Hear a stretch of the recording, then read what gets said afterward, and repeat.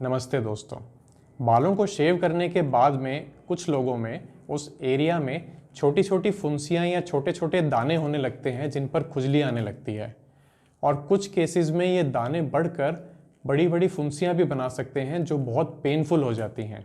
इन्हें हम common terminology में कहते हैं रेज़र बम्प्स। तो आज इस वीडियो में हम डिटेल में डिस्कस करेंगे कि रेज़र बम्प्स किस कारण से होते हैं, इन्हें हम कैसे प्रिवेंट कर सकते हैं, शेविंग करते समय हमें किन किन चीज़ों का ध्यान रखना चाहिए जिनसे हम रेज़र बम्प्स को अवॉइड कर सकते हैं, और अगर आपके ये बम्प्स रह गए हैं या फिर इनकी वजह से कुछ चेहरे पर निशान रह गए हैं तो इन्हें हम कैसे कम्प्लीटली मिटा सकते हैं।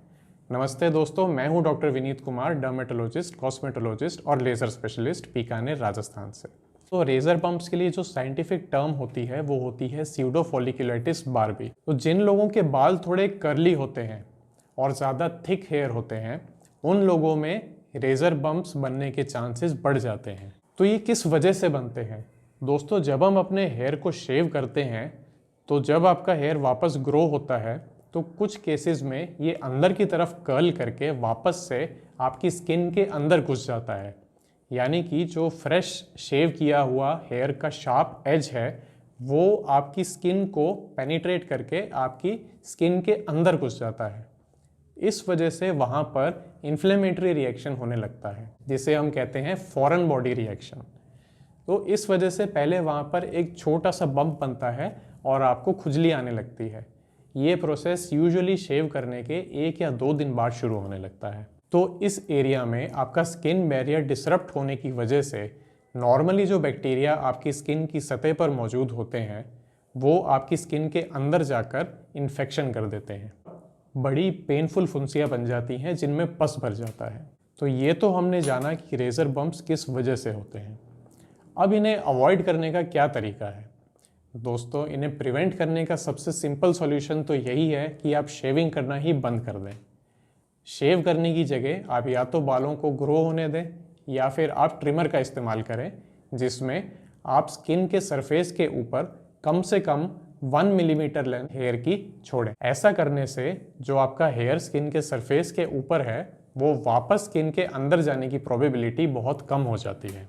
लेकिन कुछ लोग ऐसे प्रोफेशंस में होते हैं जहाँ पर रेगुलरली बियर्ड को शेव करना बहुत इंपॉर्टेंट होता है।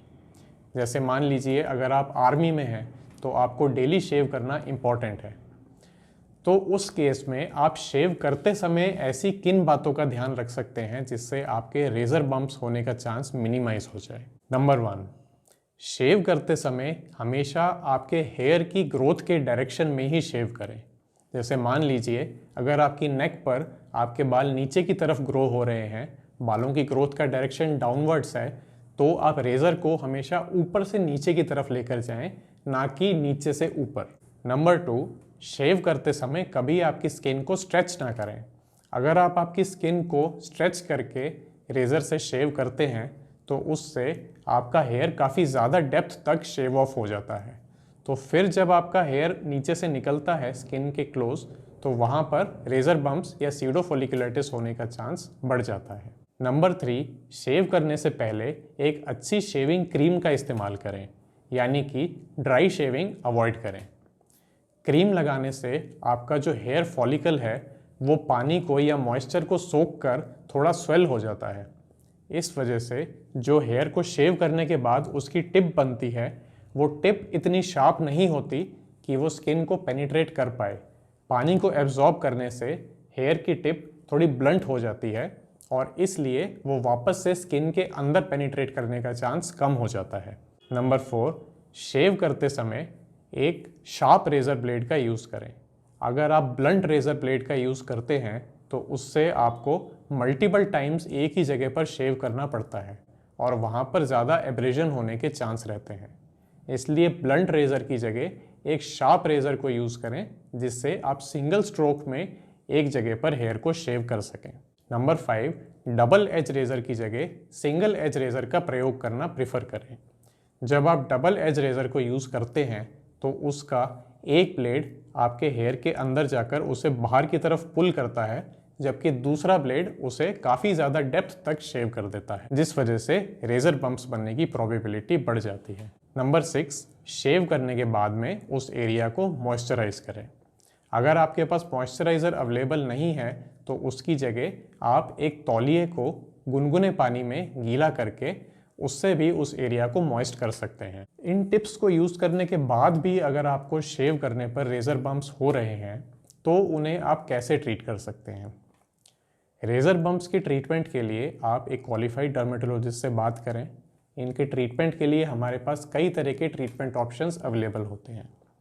कई केसेस में हम पेशेंट को रिकमेंड करते हैं कि शेव करने के बाद में एक अच्छी टॉपिकल एंटीबायोटिक उस एरिया पर लगाएं, फॉर एग्जांपल क्लिंडामाइसिन या बेंजोइल पेरोक्साइड, जो कि उस एरिया में बैक्टीरिया की ग्रोथ को इनहिबिट करें।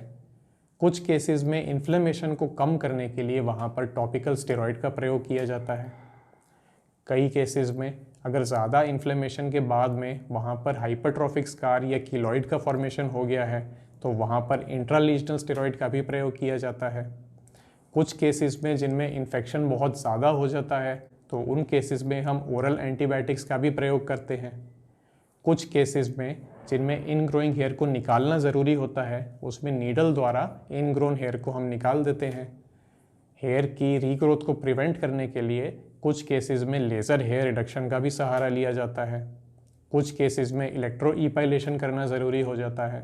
तो आपके केस में कौन सा सॉल्यूशन बेस्ट रहेगा ये जानने के लिए आप एक क्वालिफाइड डर्मेटोलॉजिस्ट से मिलें, उनकी गाइडेंस को फॉलो करें ताकि वो आपको बता सकें कि इसका प्रॉपर ट्रीटमेंट किस तरह होगा। चलिए दोस्तों, उम्मीद करते हैं इस वीडियो से आपको कुछ यूज़फुल इन्फॉर्मेशन मिली होगी। यदि आपको ये वीडियो पसंद आई हो तो इसे लाइक और शेयर करें और हमारे चैनल को सब्सक्राइब करें। Thank you.